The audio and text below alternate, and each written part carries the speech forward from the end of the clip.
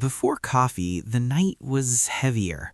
When the sun slipped below the horizon in medieval Europe, the world did not fight it. Candles were precious, streets turned dark, people finished their meals, said their prayers, and slipped into sleep not long after dusk. Work rose with the light and fell with it.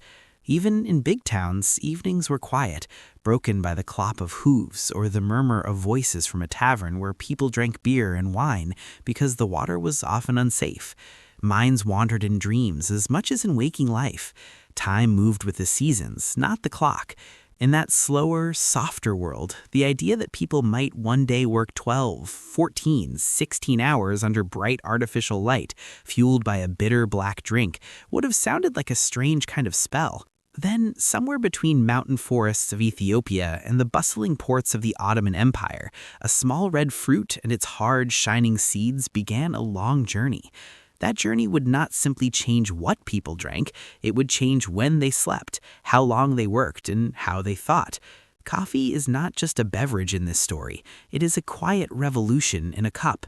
If these words are already loosening the knots in your thoughts, let this channel stay beside you, like a warm lamp and a gentle voice you can return to whenever the day feels too sharp. You do not have to remember every date or name, you do not have to solve history. Tonight, you only need to drift along as we follow the path of a bean that kept people awake long enough to invent a new kind of world. Before coffee, the night felt much closer than it does now. When the sun slid down behind the rooftops of a medieval town, it was as if a great soft curtain was pulled over the world. The sky deepened from blue to ink, the last streaks of light fading behind chimneys and church towers. There were no street lamps to flick on, no endless glow from shop signs, no screens to keep the darkness at arm's length. A few windows flickered with candlelight or the orange breath of a hearth, but between them lay long stretches of shadow, thick and quiet. Most people moved with that darkness instead of trying to push it away. The day's work began when the sky paled and ended when it dimmed again. In villages and small towns, farmers came in from the fields at dusk, hands rough from tools, shoulders heavy from lifting and bending. Craftsmen in their workshops wiped sawdust or clay from their fingers, banking the fires in their forges and kilns. Women who had spent the day grinding grain, spinning wool, stirring stews over smoky fires, now finished their last tasks by touch and habit more than by sight. Inside a modest house, the evening settled like a blanket. The family ate their main meal not too long after sunset, gathered around a rough wooden table. Their food was simple: thick bread, a pot of stew, maybe a bit of cheese or cured meat. The drink was almost always beer or weak ale, even for children, not because they were trying to be merry, but because the water could not always be trusted. Wells and streams carried sickness more easily than anyone understood, and boiling every drop over a fire cost time and fuel. So people drank what was safer, if slightly cloudy, liquid bread, as some would later call it. This daily ale was not the strong stuff of festivals.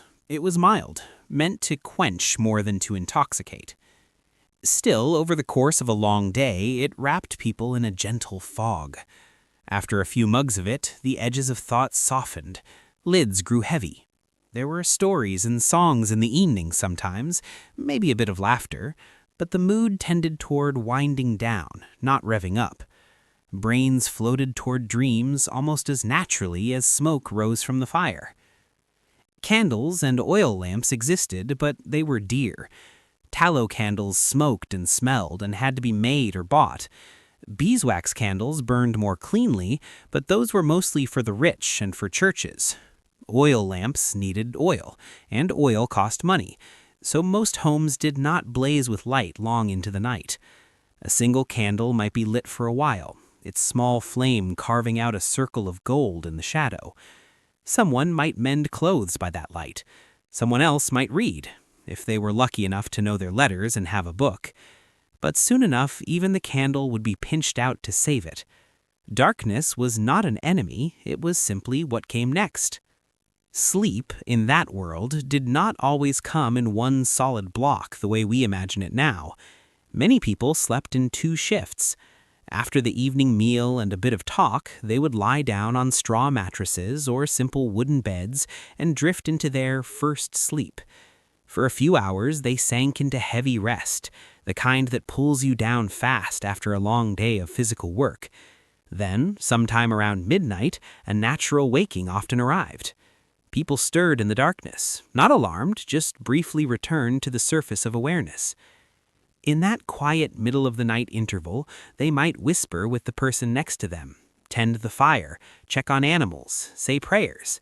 Some might step outside and look up at the sky, where stars shone with a clarity many city dwellers today never see. After a while, when the body grew heavy again, they would slip into their second sleep and rest until dawn.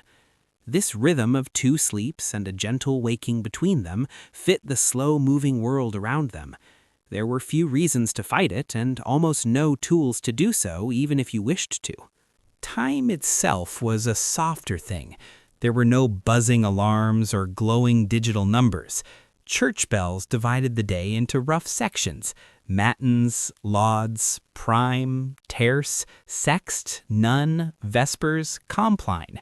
Sundials in town squares were useful only when the sun was out. Some monasteries and wealthier households had mechanical clocks with gears and weights, but these were rare, expensive, and not always precise. For most people, the measure of the day was the angle of the light on the floor, the position of the sun over a hill, the ache in their muscles, the rumble in their stomachs. Work stopped when it was too dark to see the details, or when the body said, quietly and insistently, enough. There were, even then, a few pockets of life that tried to stretch the night for different reasons. Monasteries filled with monks or nuns rose at odd hours to chant prayers in chill chapels, their voices weaving through stone halls while the rest of the world slept. These communities trained themselves to wake when the bell rang, no matter the hour, to sing psalms under flickering candlelight. In their own way, they were early experimenters in staying awake, not for profit but for devotion. Yet even they relied more on discipline and routine than on any outside substance to keep them going. A hot broth might be shared, an herbal infusion sipped, but nothing like the sharp jolt of caffeine had yet entered their cells. In cities like Florence, Venice, or Bruges, merchants were beginning to count and trade in more complex ways. They kept ledgers of debts and credits, wrote letters about prices and opportunities, argued about contracts. Bankers learned how to move money on paper from one city to another. Still, when night fell, even these busy minds slowed. Deals paused, shops shuttered, the streets emptied except for a few late wanderers and night watchmen who carried lanterns and staves, calling out the hour to reassure or to warn. The idea of staying up all night to work by choice simply because a drink helped you push through would have seemed odd, even a little suspect. People in this world were no less intelligent than people today, but their days were shaped by constraints we now barely feel. Darkness was thick, fire was expensive, food preparation took hours of grinding, kneading, and stirring. Clothes had to be hand-washed, scrubbed, wrung, and hung. Almost every task took more time and more effort than it does for us. Tiredness was not something you solved, it was something you accepted. It folded over you like a cloak at the end of the day, and you let it. Even the places where people gathered to relax made drowsiness, not sharpness, more likely. Taverns and inns were the main social centers. Crowded, smoky rooms smelling of ale, sweat, wood smoke, and sometimes too many bodies packed too close. Farmers, craftsmen, pilgrims, and merchants would trade stories there, play games, sing, or simply sit and let the warmth of drink and fire seep into their bones. Wine and beer flowed, conversation loosened, but as the night deepened, eyelids drooped, songs slurred. The day's exhaustion reclaimed its due. We sometimes imagine that this constant sleepiness must have frustrated people, but many did not see it as a problem. It was simply the texture of their lives. When the harvest came, they rose earlier and worked later because the season demanded it. When winter settled in, their days were shorter, their evenings longer, their sleep heavier. The body knew seasons, not quarterly reports. If there was such a thing as burnout, it wore the face of famine, disease, or war, not a late-night deadline or a calendar packed with meetings. The world's great trade routes already existed, carrying spices, silks, metals, and ideas across continents.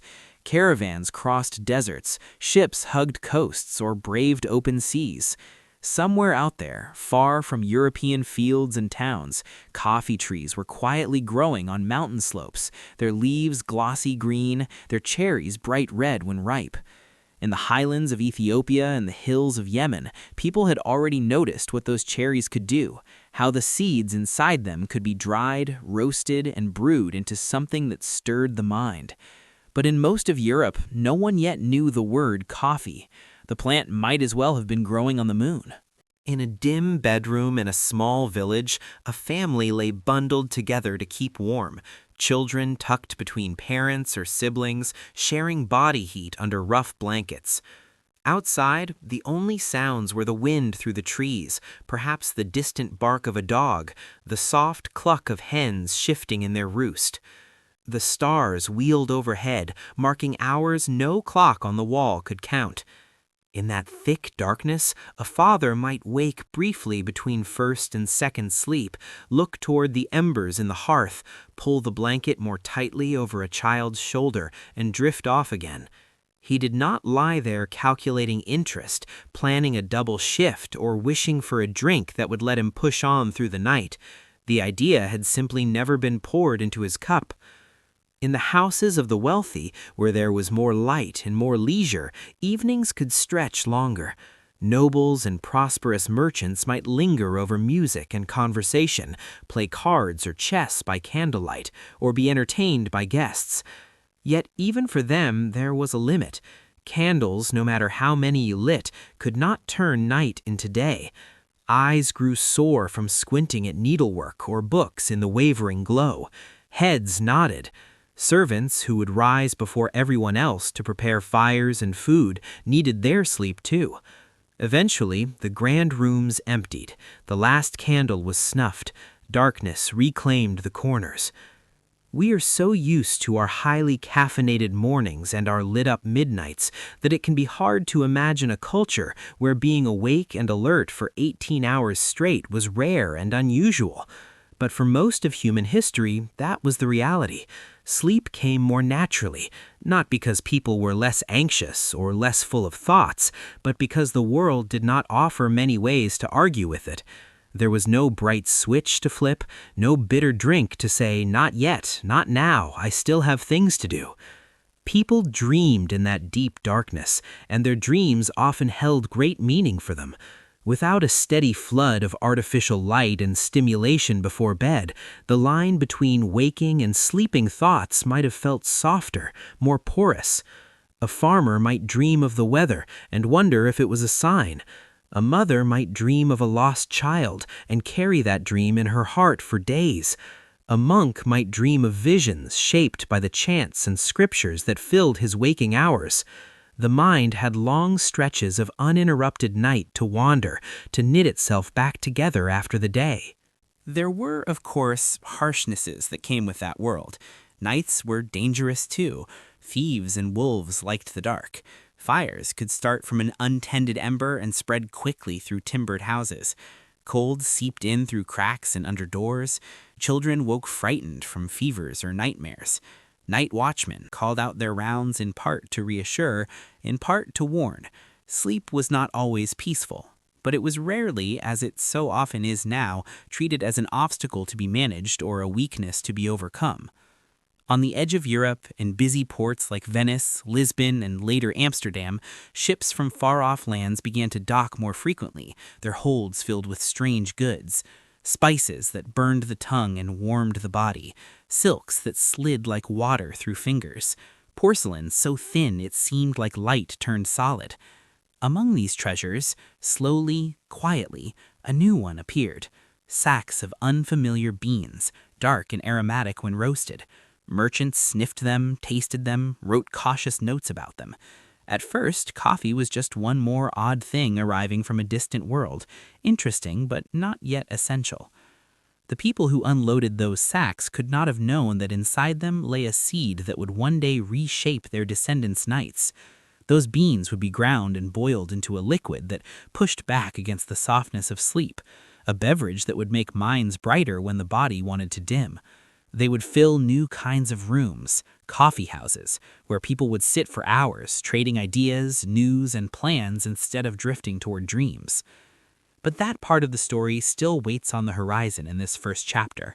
For now, the Europe we are lying beside is still mostly a place where darkness signals rest, where beer and wine ease people into slumber rather than pulling them out of it, where clocks are rare and alarm bells ring for danger, not for waking up to go to work.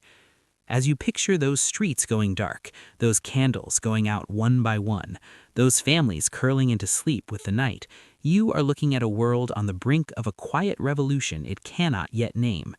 It will not be an army that first teaches people to ignore the weight of sleep. It will not be a king's decree. It will be something smaller, simpler. Hot water poured over ground beans, a bitter taste on the tongue, a sudden, gentle widening of the mind at an hour when, once upon a time, it would already have been dreaming. In the next part of this story, that small seed will travel from mountain monasteries to crowded cities, from the hands of Sufi mystics to those of European merchants and writers. Coffee will cross oceans and borders, bringing with it the possibility of longer days, shorter nights, and thoughts that refuse to lie down when the dark arrives. But for now, in this first chapter, we let the pre-coffee world rest as it once did, sinking into its slow, natural sleep, unaware that a drink is coming that will someday whisper to millions of people, "Stay awake a little longer."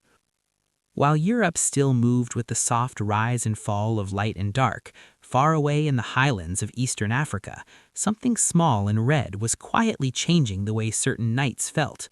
On mountain slopes in what is now Ethiopia, shrubs grew with glossy leaves and clusters of bright cherries that glowed against the green. Goats grazed there, as they had for generations, their hooves knocking stones loose, their bells chiming softly in the thin air. One story, told so many times that it has become almost a lullaby, begins with those goats. A herder named Caldi noticed, so the tale goes, that his animals were behaving strangely. On some evenings, after nibbling on the red cherries of a certain shrub, they kicked and pranced long after they should have been settling down. Instead of lying in the grass and chewing lazily, they leaped and butted and wandered, eyes bright even as the sky darkened. Curious and a little concerned, Caldi tasted the cherries himself and felt a quiet spark run through him. The heaviness that usually crept over his body with the coming of night seemed to lift. His thoughts stayed clear. Sleep did not press on him in the same way. Stories like this bend and change with every voice that tells them. Whether Caldi really lived or not, whether goats truly danced under those trees, the heart of a legend points to something true. People in that region noticed that these cherries and their seeds did something unusual. They stirred the body when nature said it was time to rest.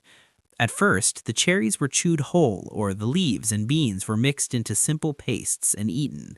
This was not yet coffee as we know it, but it was the beginning of a relationship between humans and a plant that would one day stretch across oceans.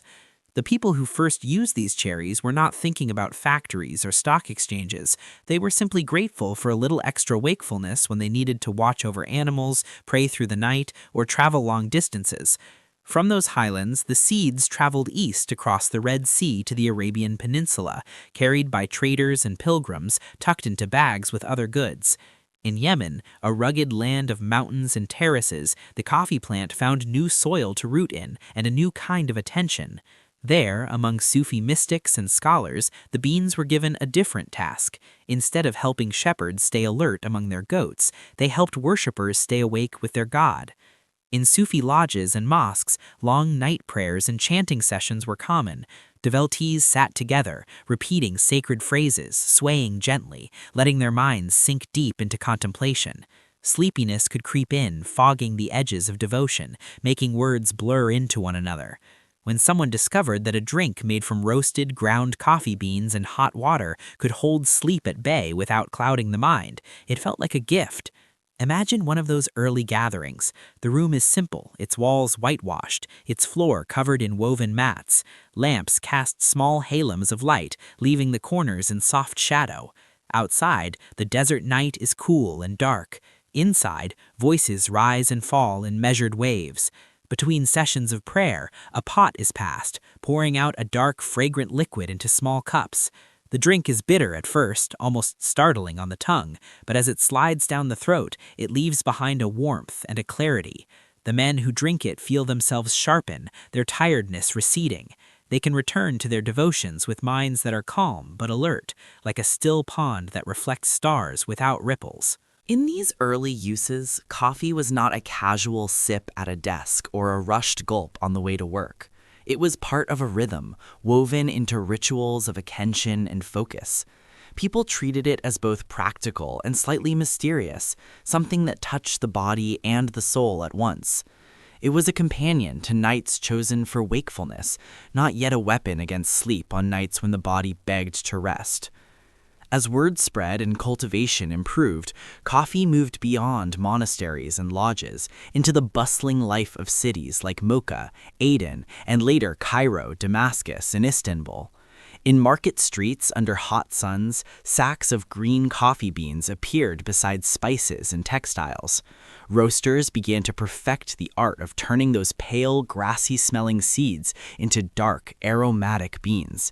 The crackle of roasting coffee became a new sound in alleyways, and its smell, that rich, smoky, slightly sweet scent, began to drift out into the streets, curling around passers-by and drawing them closer. Soon, another new place appeared, the coffee house. In the great city of Istanbul, the capital of the Ottoman Empire, coffee houses opened their doors and changed the nighttime in a way few could have predicted. These were not temples or palaces, but cozy, crowded rooms where men gathered to sit on low benches and cushions, sipping slowly from small cups. The walls were often lined with shelves and niches, the floors scattered with mats. The air was thick with smoke from pipes and braziers, with the smell of roasting beans and sweet pastries. Here, for the price of a cup, you could buy not just a drink, but hours of company and conversation. Poets recited verses, storytellers spun long tales of heroes and lovers. Scholars debated theology and philosophy. Merchants discussed politics and prices. Games of chess and backgammon dotted the room, pieces clicking softly against the boards. News traveled from table to table faster than it ever could on paper. A traveler from one province could share what he had heard of distant battles or new decrees. By the next day, half the city might be talking about it. Coffee in these spaces loosened tongues without muddling thoughts. Unlike wine or strong spirits, it did not make people slur their words or stumble. It made them sharper, quicker, more talkative. Night stretched a little longer here. Men who might once have gone home after dusk now lingered, cup in hand, minds humming in the warm, caffeinated air. Not everyone was pleased. Some religious authorities worried that the gatherings in coffee houses distracted men from proper worship or encouraged dangerous talk. A ruler might fear that, in these smoky rooms, plots could be hatched, criticisms whispered. At different times in Ottoman history, coffee houses were closed or restricted, their popularity treated as a threat. But bans never lasted long. The drink and the places that served it had already slipped into the fabric of urban life, too useful and too loved to be easily pulled out. As with many things born in one part of the world, coffee did not stay there. Traders from Venice, Marseille, Amsterdam, and London visited Ottoman ports, drawn by cloth, spices, and other goods. In the markets and guest houses of these cities, they noticed the new habit. They smelled the roasted beans, saw the crowded coffee houses, tasted the dark, strong drink. Some frowned at its bitterness. Others, after the first surprise, found that they liked the way it cleared their head and made the surrounding conversations seem brighter. Bit by bit, sacks of coffee beans made their way onto European ships. At first, the drink was rare and costly, a curiosity enjoyed by the wealthy and adventurous. In Venice, cafes began to appear in the late 16th and early 17th centuries, places where merchants and nobles could sample this Turkish beverage. The cups were tiny, the brews strong, the conversations sometimes tinged with a feeling of daring. To drink coffee was to sip something from far away, something tied to the exotic East and its mysterious customs. Reactions were mixed. Some European doctors praised coffee as a medicine, claiming it could aid digestion, sharpen the senses, even lift the spirits of the melancholic. Others warned that it might dry out the body, overheat the brain, or disturb the natural balance of humors. Priests and preachers occasionally denounced it as a Muslim drink, unfit for Christian lips. There's even a story of some leaders wondering if coffee should be banned as a bitter invention of Satan. The story continues that the Pope tasted it and, liking it, declared that it would be a shame to let the devil have such a good drink to himself. Whether that detail is true or embroidered over time, it hints at the tension coffee created as it crossed into new cultures. It was foreign, and anything foreign always touches a nerve. Yet its effects were undeniable. A person who drank coffee in the late afternoon found that they could stay awake longer, think more clearly, and talk more eagerly than they otherwise might have. For merchants, writers, and craftsmen trying to make their way in busy, growing cities, that was a tempting power. In the ports of England and the Netherlands, coffee arrived along with sugar, tea, cocoa, and other new goods from far-off colonies and trading posts. Sellers in these cities set up their own coffee serving spaces, borrowing and adapting the idea of the Ottoman coffeehouse. In London, the first ones opened in the mid-1600s, modest rooms where men could come for a hot, stimulating drink that was very different from the beers and ales that had dominated taverns. The change in atmosphere was subtle but important. In a beer-soaked tavern, talk tended to wander and slur as the evening wore on. Tempers could flare. Songs got louder. Sleepiness lay at the bottom of every tankard. In a coffee house, the mood tilted in another direction. The bitter brew tightened focus, kept eyes open, encouraged argument and debate rather than sleepy singing. People began to come not only to relax, but to listen, to read, to think. Back in Yemen, in the city of Mocha, ships were being loaded with sacks of coffee beans bound for these distant markets. Farmers in the hills rose before dawn to tend the shrubs that now had value far beyond their villages. The beans they picked and dried would travel through many hands, cross seas, and finally be poured into cups in cities whose names they did not know. In this way, coffee bound together night prayers in Sufi lodges, gossip in Ottoman coffeehouses, and business talk in Venetian and London cafes. A farmer's early morning harvest became, months later, the reason a scholar in Paris could read late into the night without falling asleep. By the end of this chapter in Coffee's story, the bean had become truly global. It had left the quiet circle of mountain shepherds and mystics and entered the noisy, ambitious world of ports and capitals. In Istanbul, men sat on cushions, cups balanced in their hands, arguing about poetry and politics as lanterns swayed overhead. In Venice, visitors in fine clothes sampled the new drink in elegant cafes, glancing up at frescoed ceilings between sips. In London, clerks and pamphleteers and ship owners gathered in smoky rooms that smelled of roasted beans and damp coats, feeling their minds flicker awake even as night settled outside. Everywhere it went, coffee carried the same quiet promise. You do not have to surrender to sleep just because the sun has gone down. You can hold on to the edge of wakefulness a little longer. You can think one more thought, write one more letter, make one more deal, say one more prayer. It would take time and many more cups for that promise to reshape whole societies. For now, in this part of the tale, we leave coffee as a traveler, moving along trade routes and through customs houses, crossing borders and languages, teaching different cultures the same simple lesson in different words. A lesson you may have heard whispered from your own mug on tired mornings. Stay with me a little longer. The night is not as strong as it once was.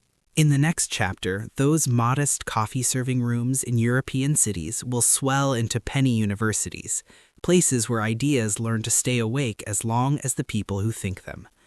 But tonight, as you let your eyes grow heavy, you can picture a narrow street in Istanbul, or Venice, or London, A door opening onto a room full of low voices, curling steam, and the soft clink of cups. Tiny islands of light and wakefulness in a world that, until coffee came, had mostly slept when the dark said so. By the time coffee had settled into the cups of Europe, the cities themselves were changing shape. Streets that had once fallen quiet after dusk now stayed busy a little longer. Lanterns swung over doorways. The clatter of carts and the murmur of voices lingered in the air. And tucked into those streets, often down narrow alleys or behind modest doors, were the places where coffee did its strangest work of all. In London, the first of these rooms might not have looked like much from the outside. A wooden sign, perhaps painted with a Turk in a turban or a steaming pot, hung over the door. Inside, the floor creaked underfoot. The air was thick with the smell of roasted beans, damp wool, tobacco, and wet cobblestones brought in on boots. Wooden tables stood close together. Benches lined the walls. A counter held small cups, sugar, and the tools of the trade. It was not grand, but for the price of a single penny, you could step into that room and stay for hours. People did. They came in from the rain, shook out their cloaks, and ordered a dish of coffee. The drink was often served black, thick, and bitter, sometimes with a little sugar if you could afford it. It was strong, not the gentle ale most people were used to. The first sip might make your face pucker, your tongue protest. But then the warmth spread through you, and behind your eyes something began to brighten. At the tables sat men from many walks of life. A merchant whose ships carried goods along the Thames, a clerk with ink-stained fingers and a satchel full of papers, a bookseller with a pocket full of pamphlets, a student from one of the new scientific societies full of questions and half-formed theories, a craftsman taking a break from his workshop. They did not go to the coffee house to escape thought, the way some went to taverns. They went to walk further into it. There was a rule, spoken or unspoken, in many of these places. Once you paid for your coffee, you were free to sit and talk, no matter who you were. Titles mattered less here. What you said counted more than what you wore. That did not erase the divides of class and power outside the door, but for a few hours it bent them. A poor but sharp-tongued writer could argue with a wealthy trader. A young mathematician could challenge an older lawyer. A stranger could join a conversation simply by pulling up a bench and listening. Newspapers lay on the tables, their pages smudged by many hands. Some people read them silently, others read them aloud for everyone nearby to hear. News from Parliament, from wars abroad, from colonies across the sea. All were chewed over like tough meat, softened by discussion. Rumors were examined, tested, sometimes laughed out of the room. In an age before radios or phones, before fast trains or wires, this was one of the quickest ways information could move, from mouth to ear to mouth again, carried along on the aroma of coffee. Because the entrance fee was so small, some people called these places penny universities. It was a gentle joke, but there was truth in it. You could sit there all afternoon and hear more ideas than many people had in a lifetime. Men debated science. Could a vacuum really exist? They argued about philosophy. Did people have natural rights? They speculated about trade. Would a new route to Asia bring ruin or riches? They tried out new words like stock, credit, insurance, letting them roll off their tongues, seeing how they felt in the air. Not all coffee houses were the same. Over time, each one developed its own flavor, its own specialty. Some became gathering places for merchants and ship captains who spread maps on the tables and traced routes with their fingers. Others drew writers and thinkers, their tables cluttered with notebooks and drafts. One famous London coffee house, Lloyd's, became a meeting point for ship owners and insurers. There, under a ceiling stained by smoke, the modern business of marine insurance took shape, as people wrote down who would bear the risk if a ship should sink, and for what price. In another coffee house, stocks and shares in new companies were traded, their value argued over and agreed upon. What had once been done in hushed corners or private offices spilled out into shared spaces. Wet coats, steaming mugs, and the foundations of a stock exchange all existed side by side. Coffee houses became, in their own unplanned way, offices without walls, where strangers could become partners over the course of a conversation. In Paris and other European cities, similar spaces grew. There, too, men gathered under smoky rafters, cups in hand to read, argue, and plan. Philosophers of the Enlightenment sat in cafes, outlining ideas about reason, liberty, and society on sheets of paper stained with coffee rings. Pamphlets that questioned kings and churches were drafted at small round tables. Without coffee, those thoughts might still have come, but perhaps fewer would have been written in the late-night hours when the candle gutters low and the mind, without help, would have wanted to rest. For those who worked with their minds, clerks, journalists, scientists, traders, lawyers, coffee was a quiet ally. A cup in the morning sharpened them for the day ahead. Another in the late afternoon carried them past the moment when their energy would otherwise have dipped. A cup in the evening at a cafe table kept them alert through debates and planning sessions that stretched well past dusk. Unlike wine, coffee did not make speech stumble, it made it flow. Ideas that might have stayed half-formed in a drowsy mind were chased down, pinned to paper, tested in conversation. In that way, coffee houses acted like crossroads where the currents of thought, trade, and politics met and swirled. The energy in those rooms did not come only from the caffeine in the cups, but the liquid certainly helped. Of course, not everyone loved this new habit. In London, some worried that coffee houses were stealing men away from home and church, filling their heads with dangerous ideas. Pamphlets were written attacking coffee as a threat to health, to morality, to proper order.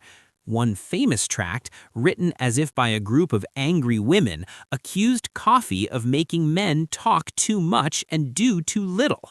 In France, kings and ministers watched cafe culture with wary eyes, knowing that complaints about taxes and rulers could grow bolder when spoken in groups fueled by caffeine and outrage. There were attempts, here and there, to shut coffee houses down. Decrees were issued, doors were ordered to be closed. But people had tasted the drink, had tasted the feeling of being awake and together in those rooms, and they did not give it up easily. The bans were often lifted, quietly, and sooner than their authors expected. Coffee houses were too useful, too woven into the new rhythm of urban life to erase. Inside those walls, something else was happening too. People were learning to think about time differently. The very act of buying a cup and sitting for hours, talking and working, suggested that the day could be carved up into pieces not only by the sun's position or the church bell's toll, but by tasks and hours. A man might now say, "I'll meet you at the coffee house at 9, and expect another to arrive by the clock, not just in the morning. As clocks became more common in cities, hanging on walls or standing tall in public squares, the caffeinated minds that watched their hands move began to see new possibilities. If coffee could keep you sharp in the early morning and late at night, then perhaps you could fit more into a day. More letters answered, more deals made, more pages written. The idea of increasing productivity, of squeezing more useful work out of the same stretch of time, took firmer root. In those rooms, you can almost sense capitalism learning to stay awake. A merchant calculates how many more ships he could send if he can manage his accounts faster. A budding banker wonders how to lend money to many clients at once and have it returned with interest. A printer, overhearing these discussions, considers a weekly paper focused just on trade news, knowing that men in coffee houses would buy it. A pamphleteer writes a sharp essay arguing that if everyone follows their own interest, the whole society might become richer. Coffee does not put these thoughts into their heads, but it gives them a clearer, longer space in which to grow. People began to talk about the market, almost as if it were a living thing, a creature whose moods could be sensed in the chatter of coffee houses, whose health could be measured in rising or falling prices. Coffee houses became listening posts for this creature. If people there were confident and making bold trades, the market was good. If they were anxious and holding back, the market was bad. In this way, coffeehouses formed a kind of early nervous system for capitalism, transmitting signals and amplifying them. Meanwhile, outside, the city's nights changed. Where once most windows had gone dark soon after supper, more now stayed lit. Behind some of those panes, someone sat at a desk, cut by their elbow, working by candle or lamp. A shopkeeper tallying sales and expenses, a lawyer drafting contracts, a student copying out notes, a writer revising a pamphlet that he hoped would sell in the morning. The natural sleepiness that would have pulled them toward bed was now softened, pushed back by the bitter warmth in their veins. This extra wakefulness did not come without cost. Bodies that had grown used to sleeping more hours now learned to function on fewer. Eyes strained longer under poor light, minds spun faster and for longer stretches, less willing to drift into the loose, wandering thoughts that come just before sleep. For some, this was exhilarating, a feeling of mastery over the old limits of night. For others, it was tiring in a new way, a subtle fraying at the edges. Still, most saw only the gains. A clerk who could stay sharp enough to copy accounts accurately late into the evening might be promoted. A trader with an extra hour of energy could negotiate one more profitable deal. A writer who could push past fatigue and finish his manuscript might finally see his name in print. Coffee became part of the quiet deal people made with themselves. I will give up a little of my rest now, and in return, I will get a little more of what I want. In the corners of these same rooms, however, not everyone was thinking about profit. Some were thinking about justice. Radicals and reformers found in coffeehouses a place to gather quietly, to share banned books and dangerous ideas. They talked about the rights of man, about the cruelty of certain laws, about the possibility of changing the world they lived in. In that sense, coffee did not only fuel commerce, it fueled dissent. You can imagine a small group in a Paris cafe, heads bowed together over a table, cups cooling unnoticed as they whisper about liberty and equality, or a circle in a London coffeehouse, arguing over whether a king has the right to govern without parliament. The caffeine in their blood kept them sharp and awake, but it also shortened the distance between their private frustrations and their shared plans. Thought, once a mostly solitary act done in the dim hours before bed, became a social activity, stretched over many cups and many evenings. Without meaning to, coffeehouses had become engines. Not engines of iron and steam, but engines of conversation and connection. They took in beans from distant plantations, hot water from nearby taps, and the restless energy of city dwellers, and turned them into something new. A culture where being awake and alert for longer could mean being more influential, more informed, more successful. As this way of living spread and deepened, it prepared the ground for the next transformation. If you could keep thousands of clerks, traders, and thinkers going on coffee, why not thousands of factory hands and miners and office workers? If an extra hour of wakefulness could produce more letters and deals, why not more cloth, more iron, more goods? The question of how to make people fit the clock, and not the other way around, was already being quietly explored, cup by cup, conversation by conversation. For tonight, though, as you lie in your own dim room, you can let the picture soften. A London coffeehouse in the late 17th century, its door half open to the damp night. Inside, candles flicker. Men lean over tables, voices overlapping in a steady hum. On one side, a merchant traces a shipping route. On another, a philosopher scribbles a thought in the margin of a book. On the counter, beans wait to be ground for the next cup. Outside, the city is darker, quieter. Inside, the night has been tamed just a little, bent to serve thought instead of sleep. In the next part of this story, those small engines of talk and trade will blend with machines of iron and steam. Factories will rise, clocks will tighten their grip, and coffee will follow workers onto the shop floor and into the office, helping to build a world that rarely stops. But for now, you can let the murmur of the coffeehouse fade to a low, soothing hum, like the sound of distant traffic or rain, as your own body chooses what it has always known how to do, long before the first bean was ever brewed, to grow heavy, to grow still and to drift gently toward sleep. In the beginning, the machines did not seem so large. A loom here, a pump there, an engine tucked into a mill by the river. They were clever additions to a world people already knew. Water wheels turning more steadily than tired arms, gears and belts helping threads cross faster than fingers alone ever could. But as the 18th century turned into the 19th, those clever additions began to gather, crowding together into long brick buildings whose tall chimneys pierced the sky.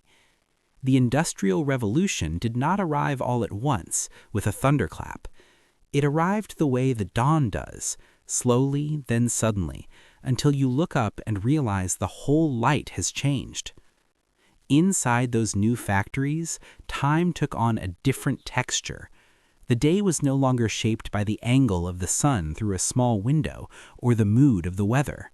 It was shaped by the turning of wheels and the hiss of steam, by the shrill cry of a whistle that called workers in at the same early hour, day after day, and spat them back out only when their shift was done. Work that had once been done at home, at a pace that bent around meals and seasons and small pauses, was pulled into these long, echoing halls and bent instead around the machines. Imagine stepping inside one of those early mills. The air is thick with cotton dust or wool fibers, lit by shafts of light from high, grimy windows. Rows of machines clatter and thump, their moving parts a blur. The floor vibrates under your feet. It is so loud that speaking requires a shout. Men, women, and even children move between the machines, feeding them, guiding them, fixing small jams, their hands learning new rhythms dictated not by their own muscles, but by pistons and belts. Outside, the town's church bells still ring, but inside, a different bell, factory time, holds tighter sway. To keep these machines profitable, they must run as much as possible. Owners stretch the working day early and late, pushing into hours when, in another age, people would have been yawning by the fire, already halfway to their first sleep. At first, light itself limits them. Candles and oil lamps are dim and smoky, dangerous around cotton and wood. But then gas lamps appear, and later electric bulbs, casting stronger, steadier light over the factory floor. Darkness loses some of its power. The machines can keep turning long after the sky outside has gone black. Bodies, however, still remember the old patterns. Eyes still sting as night draws on, joints still ache with hours of standing, minds still cloud when they have been awake too long. The new world of factory time demands something that can persuade tired people to act, at least for a little while, like they are not so tired. Coffee, already familiar in cities through cafes and coffeehouses, slips almost silently into this space. Not at first in grand machines with chrome and steam, but in simpler forms. Pots brewed on stoves, cups passed around in break rooms or canteens, mugs poured by wives into the hands of husbands as they gulp down breakfast before the dawn shift. Alongside tea, which is cheaper and more widespread in some countries, coffee becomes one of the quiet tools that help bodies adapt to the new demands of the clock. Picture a mill town morning in the early 19th century. The sky is still gray when a whistle shrieks across rooftops. In narrow houses crowded along dirty streets, people rouse themselves from beds where sleep has felt too short. A woman in a dim kitchen stirs a pot of something dark and bitter. The smell cuts through the fog of waking, sharper than smoke, more urgent than bread alone. Her husband wraps thick fingers around a rough mug, drinks quickly, feels warmth and a slight bright tension spreading through him. He shrugs on his coat and steps out into the cold, joining the stream of workers heading toward the mill, their breath puffing white in the air. In offices, too, coffee finds its place. As industrialization spreads, so does the need for people whose work is not with machines and tools, but with pens and papers. Clerks, accountants, managers, and engineers sit at high desks in rooms lined with shelves and cabinets, recording the flow of goods and money that the factories produce. Their days stretch long, driven by the same desire to maximize time. They arrive early to copy letters, calculate wages, update ledgers. When their minds slacken in the afternoon, a cup of coffee snaps the threads taut again, letting them focus on columns of numbers that blur easily when the eyes grow heavy. These new workers, both manual and mental, are surrounded by clocks. Wall clocks tick over desks, pocket watches are consulted in the street, factory whistles announce the hour across entire towns. Railroad timetables appear, printed in neat lines, promising that trains will leave and arrive at precise times never before imagined. The world of around dawn and after supper is replaced by 6 o'clock sharp, by 8:30 exactly, by 12-minute stops and 15-minute breaks. To belong to this clock world is to submit your body to its rhythm. Wake when the alarm, not the sun, says so. Eat at set times. Sit or stand for long, unbroken stretches, regardless of how your muscles or mind feel in that moment. When your natural energy ebbs, there is less room to simply lie down and rest. The work will not wait. So people look for something that can bridge the gap between what their bodies want and what their schedules demand. Caffeine becomes that bridge in cup after cup. In many factories, formal rest periods are rare in the early years, but informally, people carve out small islands of pause. A few minutes by a stove where a kettle sits, a quick mug behind a stack of crates, a shared pot in a narrow yard during a shift change, workers passing it between them, each taking a swallow before returning to the roar inside.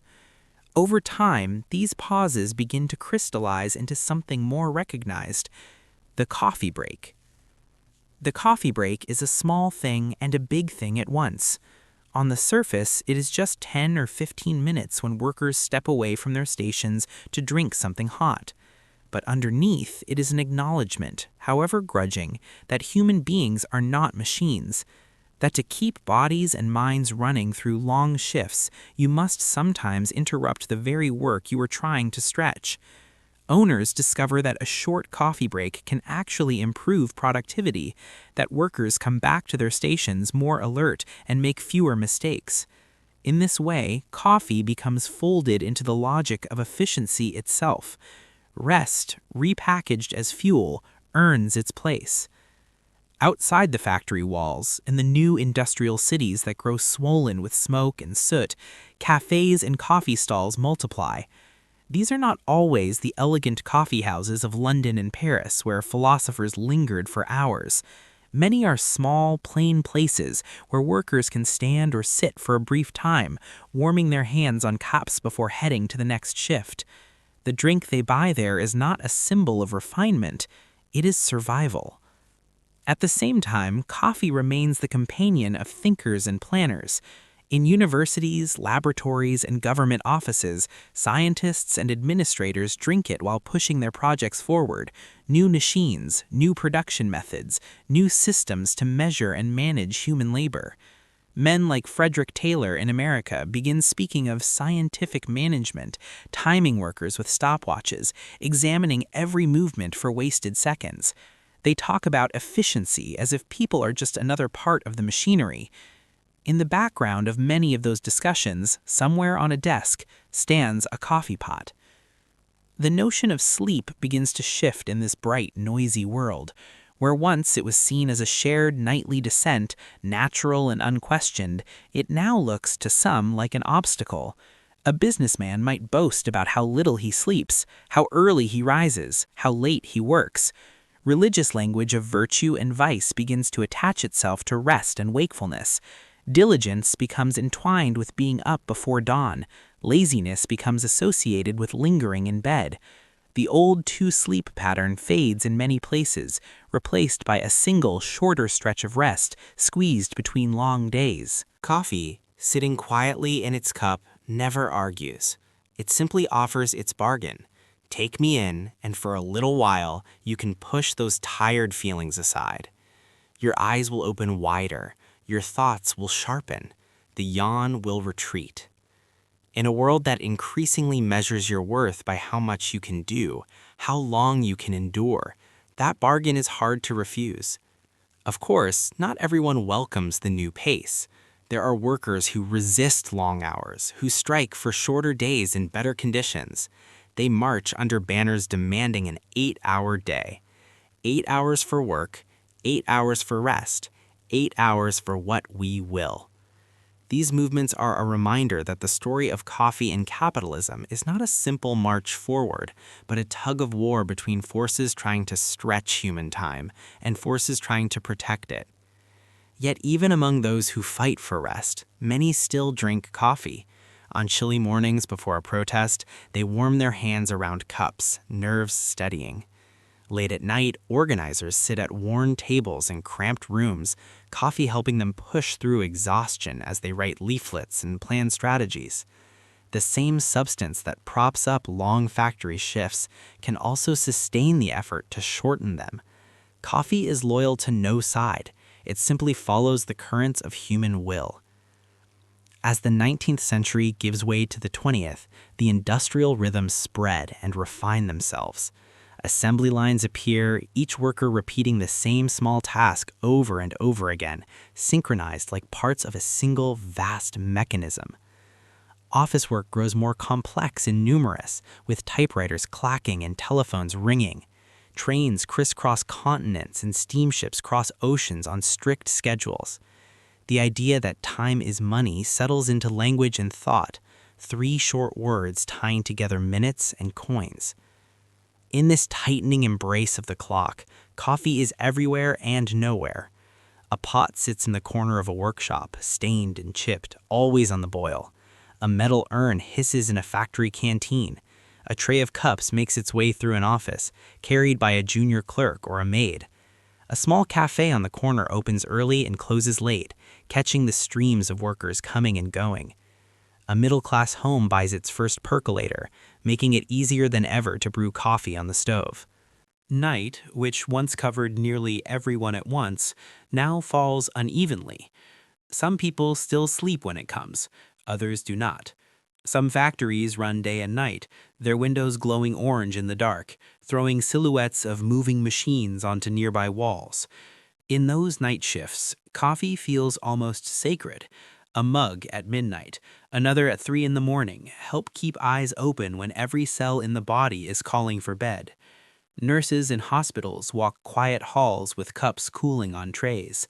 Railway workers, telegraph operators, and later telephone switchboard operators sit at their posts through the small hours, their cups a kind of anchor against drifting off. By now, capitalism and coffee have grown up together for so long that it is hard to imagine one without the other. The system that prizes constant growth, constant motion, constant availability finds a companion in a drink that allows minds and bodies to behave for a while as if they were tireless. And yet, under the hum of machines and the buzz of caffeinated talk, something older still insists on its place. People still dream. They still collapse into bed after long days, sometimes too tired even to finish their last cup. They still long in some deep part of themselves for a rhythm that is kinder than the clock. In your own life, you may recognize echoes of this history. The morning mug before stepping into a long day, the afternoon cup to push through a slump, the evening espresso you know you should not drink, but do, because there is something you feel you must finish. The slight jitter in your hands, the way your thoughts race a little faster. These rhythms did not appear from nowhere. They are the descendants of choices made in mills and offices centuries ago. Choices to trade a bit of sleep for a bit more work, a bit more thinking, a bit more earning. As evening comes in our story, picture a factory town at dusk in the late 19th century. The whistle blows. Workers spill out, some heading home, others toward taverns, others toward cafes. In one small house, a woman pours herself a cup of coffee for the first time that day, a small pleasure now that her own work is briefly done. In a cramped office above a shop, a clerk leans over a ledger, sipping from a chipped mug as shadows lengthen on the page. In a grander house, a businessman sits in an upholstered chair, stirring sugar into a delicate porcelain cup, thinking about railways and investments and markets that never seem to sleep.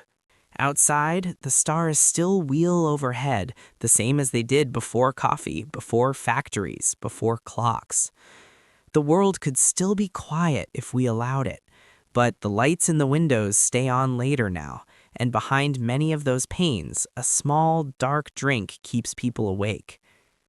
In the next and final part of this tale, the world will learn to keep its lights on almost all the time.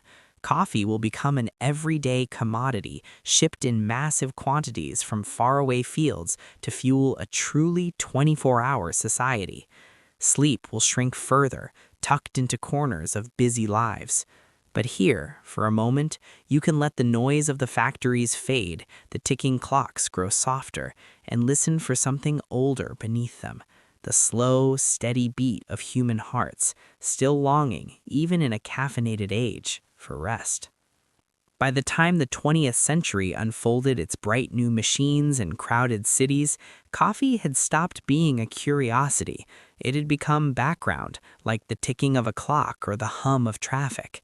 It was there in kitchens and offices, in thermoses and cafe cups, so ordinary that most people no longer thought of it as strange that they began their day by heating water and pouring it over ground beans from mountains they would never see. To keep those beans flowing, entire landscapes far from Europe and North America were reshaped. On hillsides in Brazil, Colombia, Ethiopia, Vietnam, and many other places, long rows of coffee trees stood in rigid lines, their glossy leaves catching the morning light. Workers rose before dawn to pick the ripe cherries by hand, their fingers moving quickly, their baskets filling with a soft, steady rustle. The air smelled of earth and fruit and sweat.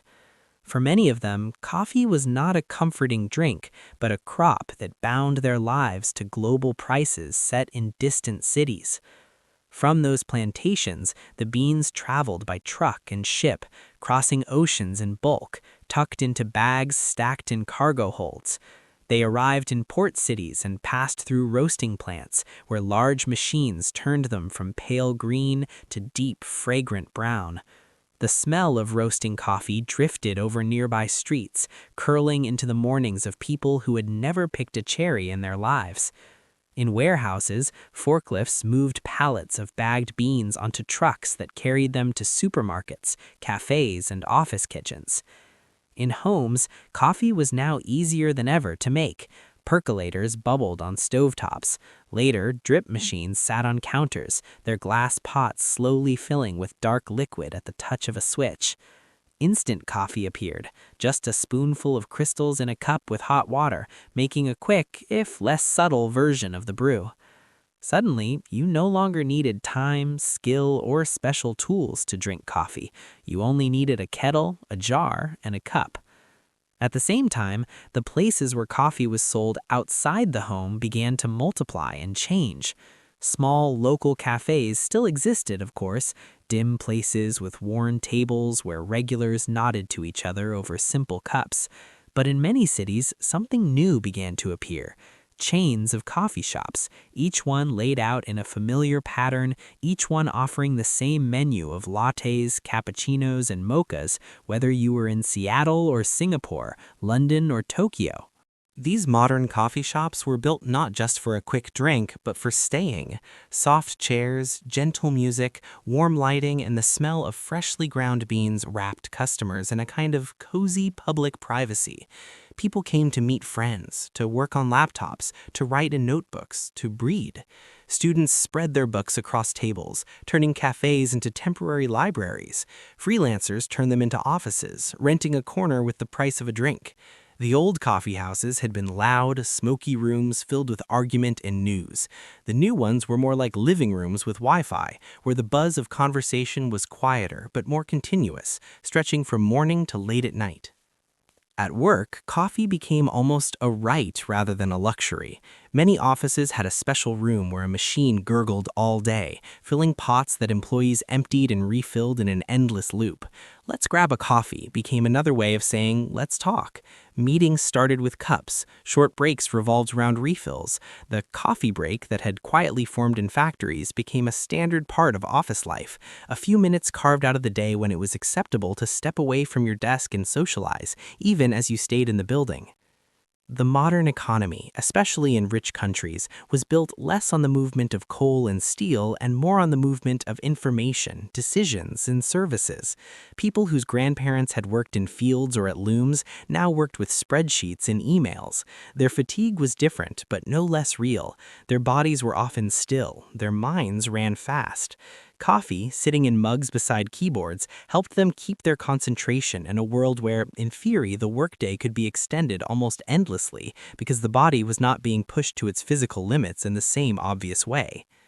The clock gained new faces, digital ones, glowing on screens and walls. Time zones grew more tangled as businesses spread across countries and continents.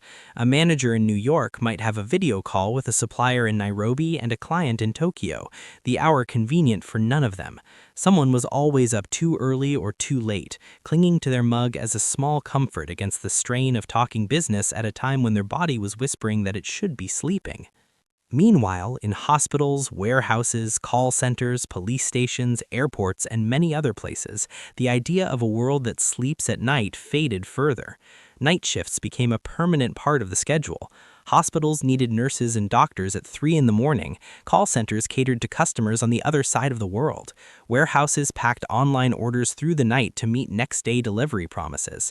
The glow that once belonged mainly to factory windows now spread into every kind of building. For night workers, coffee was not a gentle start to the day. It was a lifeline stretched across the darkest hours. In a hospital break room, a nurse might pour a cup at midnight, another at 4, fighting heavy eyelids as alarms beeped and screens glowed. A driver on a long, lonely highway pulled into a service station for a styrofoam cup to keep himself alert as the road unrolled endlessly ahead. A programmer at a tech company worked on a tight deadline, the office half empty and quiet, a cold mug beside his keyboard as lines of code climbed his screen like vines. The phrase 24/7 entered everyday language, 24 hours a day, 7 days a week. Stores were open all night. News channels broadcast constantly, repeating and updating stories so that there was always something new to watch. Social media made it possible to stay connected to other people's thoughts and lives at any hour with a swipe or a tap. Sleep, once a community act, most of the village going dark at once, became deeply individual. One apartment's windows might be black, while the one above blazed with light at 2 in the morning, someone inside hunched over a project with a coffee on their desk. In this world, coffee companies told stories too. Advertisements showed smiling people greeting the day with a steaming cup. Productivity and happiness poured together. Slogans played on the idea of needing coffee to function properly, as if the drink were the key that started the engine of the self each morning. Mugs with phrases like, "Don't talk to me until I've had my coffee," or "But first, coffee," appeared on desks and in kitchens. People laughed at these lines, but many nodded as well. It was a joke glazed over something true, the feeling that without caffeine, they were not fully themselves. At the same time, scientists began to study sleep more closely. In quiet labs, volunteers lay under blankets with wires attached to their heads, their brainwaves tracing soft patterns on screens. Researchers learned how deeply the body depends on sleep to repair itself, to balance hormones, strengthen memories, and clear out waste from the brain. They found that cutting sleep short, night after night, did not simply make people a bit grumpy. It affected their health, their mood, their decision-making. Tired minds made more mistakes, took more risks, struggled with stress. Coffee did not erase these needs. It could mask them for a while, like a coat hiding a shiver. A tired person who drank coffee felt more alert, but inside, the sleep debt still accumulated, a quiet weight. To some people, this felt like a betrayal. The very drink that used to power through their exhaustion made it easier to ignore the signals telling them to stop. Burnout became a common word, a state where a person's emotional and physical resources were so depleted that even coffee could not prop them up. None of this was coffee's fault in any moral sense. It was simply doing what it always had, nudging the brain to release certain chemicals, blocking others, shifting the balance toward wakefulness.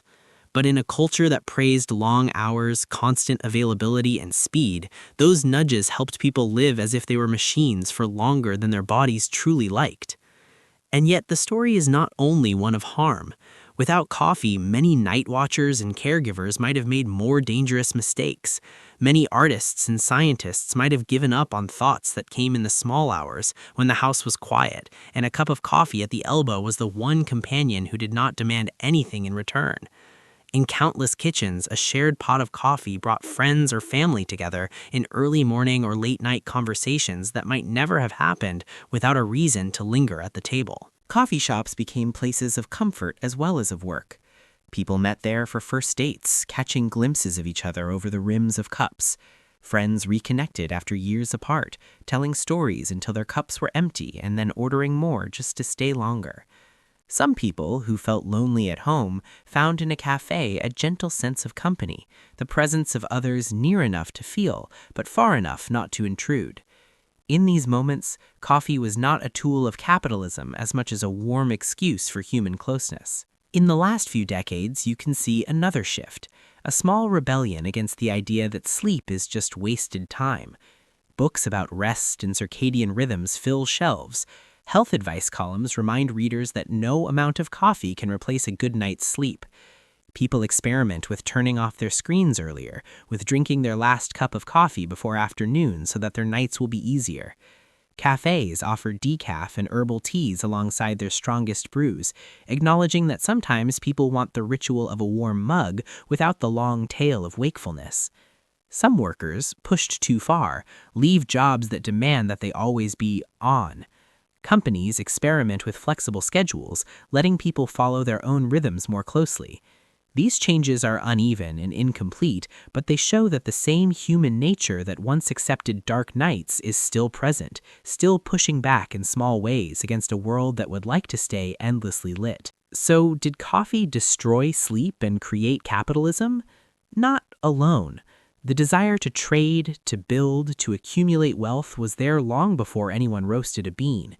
The industrial and digital revolutions would likely have come in some form even without caffeine. But coffee walked beside those changes like a quiet accomplice, making it easier for people to sit at desks late, to wake before dawn for shifts, to gather in cafes long after the sun went down, to plan, to write, to calculate. It oiled the gears of a system that often asks more of human bodies than they can comfortably give. At the same time, coffee offered people small, soft things, the pleasure of a warm cup in cold hands, the smell of beans in the morning, the simple comfort of a shared break in a hard day. It gave people a way to mark time, a moment to pause, to exhale, even as the world around them raced. Tonight, as you lie here listening to this story, you are part of that long chain. If you drink coffee, the beans in your cup are cousins to those chewed by shepherds in Ethiopian hills, to the brew sipped by Sufis in Yemeni nights, to the cups held by merchants in Ottoman coffeehouses and London penny universities, to the mugs on factory tables and office desks. You carry in your habits a history of centuries of people trying to stay awake a little longer for reasons that range from holy to hurried. But you are also someone who, right now, has permission to rest. You do not have to answer to the clock in this moment. You do not owe anything to the machines or the markets or the endless scroll of news that coffee helped people stay up to create. You can let your thoughts slow, like a pot taken off the boil, the surface of your mind settling until it reflects only the softest shapes. Outside, somewhere, lights are still on. Someone is drinking a cup to make it through their night shift. Someone else is pouring one to finish a project. The world will keep turning, caffeinated and bright, even if you close your eyes. And that is all right. History is, in some ways, a long story of humans learning how to work, how to wake, how to sleep, and how to dream. Coffee has been one of the threads weaving through that story, dark and fragrant, both comfort and challenge. Now, as the story for tonight comes to a close, you can choose the part of the pattern you need most. You can imagine a pre-coffee village going dark with the sun, or a quiet Sufi lodge lit by lamps, or a cozy cafe where rain taps on the windows and no one is in a hurry to leave. You can picture the cup set gently down, the lights dimmed, the noise turned down to a murmur. And then you can let your own night reclaim its ancient right, to be a time not of constant alertness, but of release. Let your breath lengthen, let your muscles soften. Let the long, busy day that coffee helped you walk through unwind behind you, step by gentle step, until there is nothing left to do but rest. The world will still be there when you wake. Coffee will still be there if you want it. But for now, your only task is to drift, slowly and safely, into the kind of deep, unhurried sleep that no drink has ever managed to truly destroy.